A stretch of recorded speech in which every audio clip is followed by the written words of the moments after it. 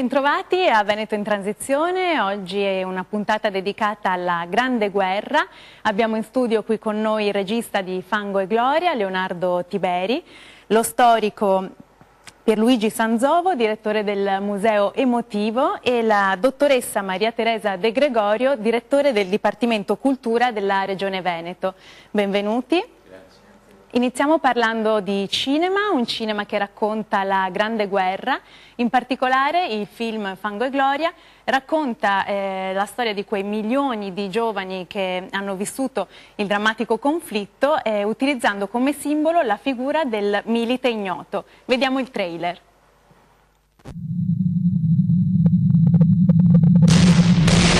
Questa guerra non piace neanche a me, ma noi dobbiamo farla. Dobbiamo farla perché ci hanno chiamati e perché abbiamo un dovere verso il nostro paese, va bene? Osservavo il fronte su cui combattiamo. È più lungo di quanto immaginavo, più di 700 chilometri. Tu sei figlio unico, dovrebbero capire. Papà, stai tranquillo, io tornerò.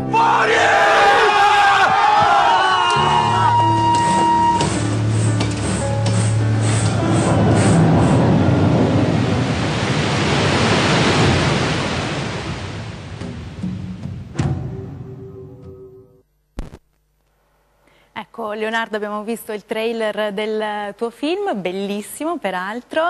Come hai voluto raccontare la Grande Guerra? Come hai affrontato questo argomento? Quando mi è stato proposto di fare un film sulla Grande Guerra, naturalmente in occasione del centenario dell'evento, io ho rispolverato una mia vecchia idea. Non volevo fare il solito documentario puntuale, cronologico, ma una vecchia idea che era quella di poter trovare un modo per poter coniugare assieme una fiction con degli attori, quindi con una sceneggiatura, sposandola con del materiale originale dell'epoca. E mi sembrava questa l'occasione giusta per poter tentare questa nuova strada.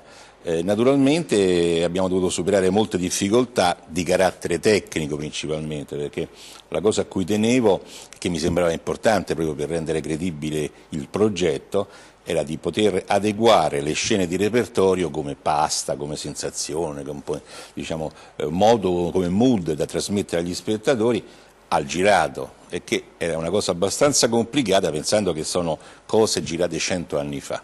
Quindi togliere a questi materiali di repertorio questo velo, questa polvere d'antico che crea una barriera, no, tra lo spettatore e il filmato, che si vede con distacco a questo punto, e avvicinarlo.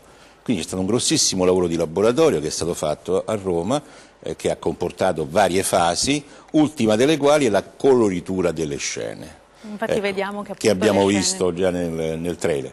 Quindi arrivando a un livello tale che spesso dopo la proiezione mi sento dire, la cosa mi fa molto piacere, non riuscivo a distinguere qual era il girato e qual era il repertorio. Ecco. Quindi questo è stato un po' il... Che poi sia un docufilm o un film, questo lo lascio decidere agli spettatori e ai critici, che normalmente un docufilm si intende un documentario che ha al suo interno dei dettagli girati, però sempre con una voce narrante, con uno speaker. Qui invece sono gli attori che continuano l'azione sul repertorio. Ed è stato complicato trovare un equilibrio appunto tra immagini di repertorio e struttura narrativa di un film fiction? Naturalmente qui si è partiti diciamo nel verso opposto, si è partiti dalla disponibilità di repertorio, e sul repertorio che è stato rintracciato, adeguato per fare questa operazione, poi è stata costruita la sceneggiatura. Vediamo un altro estratto del film Fango e Gloria.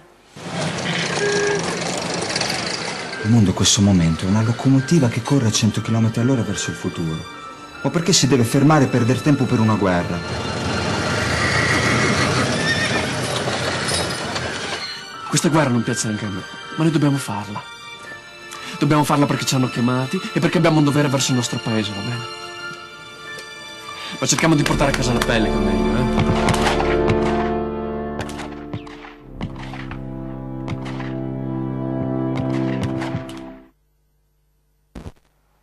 Ecco, il cinema ha una funzione di intrattenimento, ma in questo caso è una funzione anche di memoria, perché Maria Teresa, possiamo definirlo questo un vero e proprio documento, un progetto culturale? Assolutamente sì, e va ben oltre, pur essendo un film bellissimo che noi abbiamo voluto, che abbiamo chiesto di realizzare ed è stato realizzato, è stata interpretata la nostra intuizione in maniera veramente eccellente sia dal regista che dal produttore. È un documento legato alla memoria di quell'evento bellico che di fatto nel nostro territorio ha avuto la gran parte si è svolto in gran parte nel nostro territorio, e quindi una forma di omaggio, di riconoscimento dovuto a chi ha perso la vita nella nostra terra. Il tema della memoria è fondamentale per costruire la storia, per capire chi siamo, dove vogliamo andare, da dove siamo venuti, quindi è uno degli elementi importanti anche delle politiche culturali. Con l'Istituto Luce, da cui sono tratte queste immagini di repertorio, abbiamo un rapporto ormai quasi decennale di condivisione dell'archivio, laddove con Luce dal Veneto viene praticamente riassunto, viene raccolto tutto il materiale filmico, fotografico, documentario che riguarda il Veneto. Quindi è nata anche da quella riflessione di poter mettere insieme, diciamo così, quello che già avevamo avviato come intuizione di dedicare il tema della memoria alla Grande Guerra. Quindi è stato un momento in cui si sono unite, diciamo così, due necessità e due grandi filoni di intervento di politiche culturali della regione.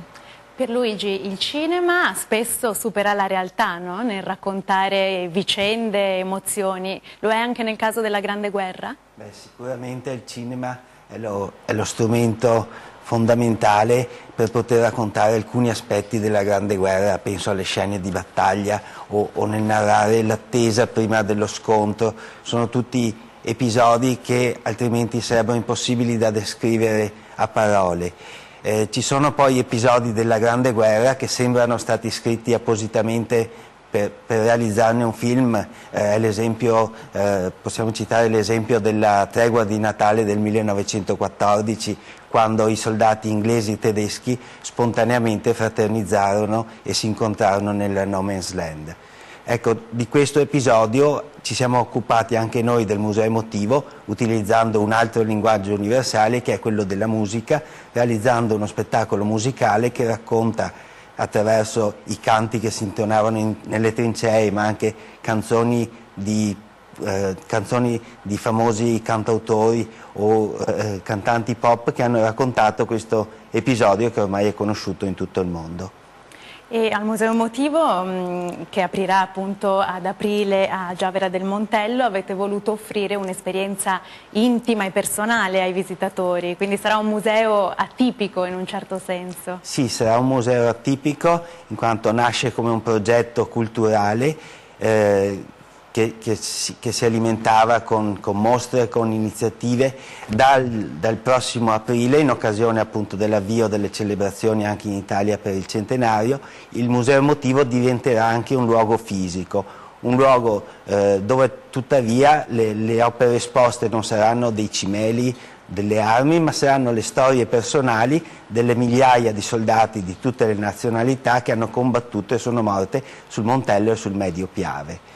Quindi possiamo dire che la nostra sala espositiva saranno i luoghi della Grande Guerra sul Montello, dal cimitero britannico al Sacrario di Nervesa al monumento a Francesco Baracca. E ci sono diversi itinerari, no? Ogni visitatore può poi personalizzare la propria visita. Certo, ci sono 5 diversi itinerari, ma l'aspetto più interessante secondo noi è quello che chiunque venga a visitare il Museo Emotivo potrà trovare una storia alla quale sentirsi legato personalmente. Abbiamo soldati che provengono da oltre 2000 comuni italiani, quindi anche un visitatore che provenga dal più piccolo paese della Calabria o del Piemonte o del Veneto avrà la possibilità di visitare i luoghi dove hanno combattuto e sono morti i loro concittadini. Ma Tornando adesso a parlare di cinema, la Biennale di Venezia ha voluto presentare nella scorsa edizione, in occasione del centenario della Grande Guerra, una versione restaurata del film Maciste Alpino con l'accompagnamento musicale del jazzista Raffaele Casarano e della sua band Locomotive. Maciste Alpino è uno dei capolavori del cinema muto e il personaggio Maciste è un personaggio complesso, quindi volevo chiedere a Raffaele, che è in collegamento, come ha raccontato appunto con la musica il personaggio Maciste.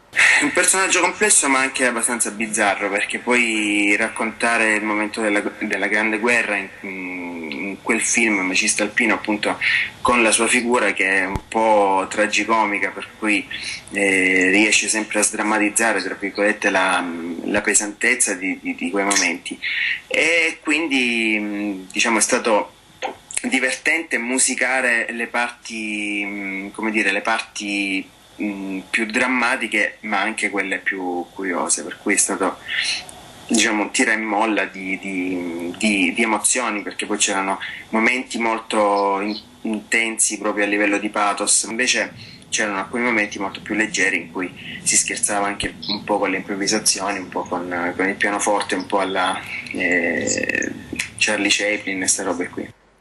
Ed è stato complesso il processo compositivo? La prima volta che l'ho visto ero da solo, ovviamente davanti al computer, e dopo 40 minuti iniziavo ad avere i primi cedimenti, perché senza, diciamo, avere suoni a fianco era un po' difficoltoso. Questo mi ha dato anche, diciamo, l'evidenza di quanto la musica sia fondamentale all'interno del film.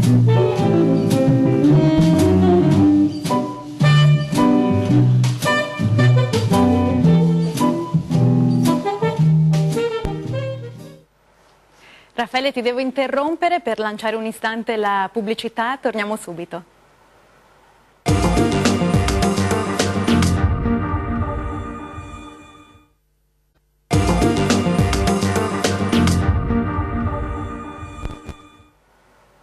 Bentornati a Veneto in Transizione, eravamo in collegamento con Raffaele che ci ha raccontato appunto l'esperienza di musicare dal vivo il film Maciste Alpino. Ricordiamo che il film sarà proiettato il 1° maggio al Trento Film Festival.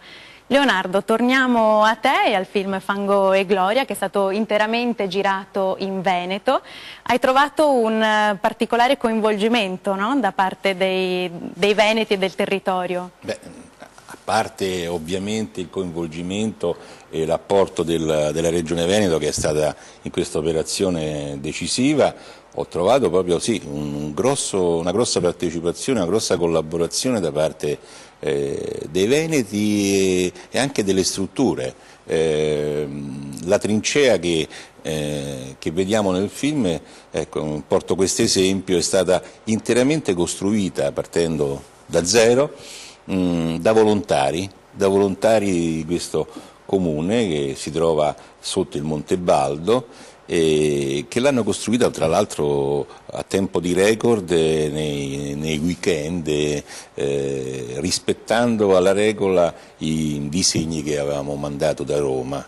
E poi non pensavi fosse possibile quando hai proposto di costruire sai, il cinema crea sempre un mood, no? Nella gente, vedere i camion, i gruppi elettrogeni è sempre uno spettacolo, desta curiosità, forse meno di una volta. Però qui c'è stato proprio un coinvolgimento, un'offerta proprio di dare un apporto concreto, capisci? Di lavorare sul set. Abbiamo usato anche dei figuranti del luogo che si sono prestati, gettati nel fango, insomma, voglio dire, abbiamo veramente avuto una collaborazione splendida da parte loro. E questo è un lavoro che ti ha dato una particolare soddisfazione rispetto ai tanti documentari che hai già realizzato? Beh sì, come ti dicevo prima, è il primo lavoro che faccio mettendo in pratica questa mia vecchia idea. E spero di poterne fare degli altri seguendo sempre questo questa formula, magari dosando in maniera diversa fiction e repertorio, perché è un modo molto molto bello per raccontare la storia del Novecento. Io ho fatto una 60ina di documentari, quasi tutti sono sulla storia contemporanea, insomma, del Novecento, quindi ho una certa dimestichezza con questi materiali e credo che sia veramente una formula che funzioni anche per altri argomenti. Confermo, io che l'ho visto, veramente fa il suo effetto. Maria Teresa, il film Fango e Gloria ha aperto il calendario di attività previste per la commemorazione della Grande Guerra. Fa parte di un progetto culturale più ampio? Sì, fa parte di un progetto culturale più ampio che ha preso avvio già dal 2014 con la presentazione di questo progetto che riguarda più iniziative nel territorio. Ad esempio questa anche del museo che ci ha appena descritto, il museo emotivo. Il museo emotivo sarà sicuramente inclusa anche nelle cose. Infatti il fatto di essere qui oggi con diversi soggetti che hanno in termini diversi interpretato, dato un contributo alla promozione, alle celebrazioni, alle commemorazioni, perché sono commemorazioni della Grande Guerra, è molto importante.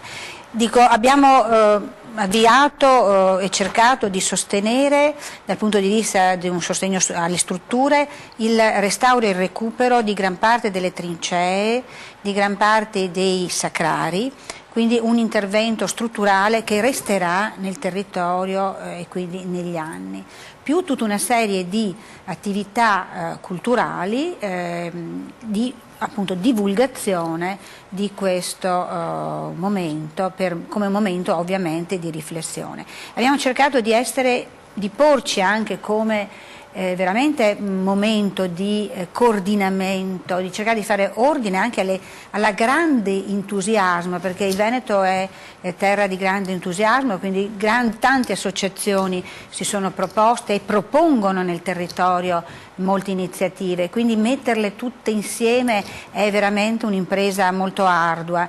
Ci sono iniziative spontanee che nascono dal territorio e ci sono le iniziative regionali. Attorno al progetto del film Fango e Gloria si è sviluppato un progetto più ampio rivolto agli studenti, rivolto ai cittadini, rivolto al mondo della scuola e rivolto anche a quelle persone ormai non più giovani che non possono vivere nelle famiglie ma vivono nelle case di riposo, e quindi porteremo il film anche presso questi istituti. È stato possibile grazie alla collaborazione con dei soggetti di produzione culturale, di divulgazione culturale con i quali noi diciamo quotidianamente abbiamo rapporti e condividiamo iniziative. Nel caso specifico Arte Ven, che è il nostro circuito regionale, che porterà nelle piazze presso i comuni il film per poter creare momenti anche di incontro e di riflessione comune. Ci sarà l'URIPA, che è un'associazione che porterà invece, si occuperà di portarlo presso le case di riposo, unitamente poi a dei momenti di produzione teatrale e di letture rivolte ai ragazzi, e quindi credo che ci sia un programma molto intenso che prende avvio nel 2015 per poi concludersi ovviamente nel 2018 con la firma della pace qui a Villa Giusti, e quindi di nuovo il Veneto sarà nel 2018 il protagonista di questa chiusura. Si apre il 24 maggio con il primo sparo di cannone dal Monte Verena e si chiude nel 2018 a Villa Giusti. Continuando a parlare di cinema, anche al Museo Emotivo avete trovato delle storie che sarebbero degne di un copione cinematografico. Sì, certamente. Tra le 30.000 storie personali che abbiamo raccolte ce ne sono alcune che emergono. È il caso ad esempio di James Mullenger, un soldato britannico ora sepolto nel cimitero britannico di Giavera, del quale siamo venuti a conoscere la storia personale grazie alla visita di una pronipote che nel 2009 lasciò sopra la sua tomba una foto con un indirizzo email. Tramite questo indirizzo siamo riusciti a metterci in contatto, è nata una bella amicizia tra il nostro museo e questa anziana signora che è tornata quest'estate a visitare la tomba del proprio prozio e ci ha portato un dono particolare, una bustina di semi di papavero. Il papavero è il simbolo che gli inglesi utilizzano per commemorare i propri caduti, che pianteremo in un'area del museo emotivo per realizzare anche con questo simbolo floreale un omaggio alla memoria di tutti i caduti. Ricordiamo che infatti l'11 novembre ogni anno viene celebrato il Remembrance Day, vediamo il video.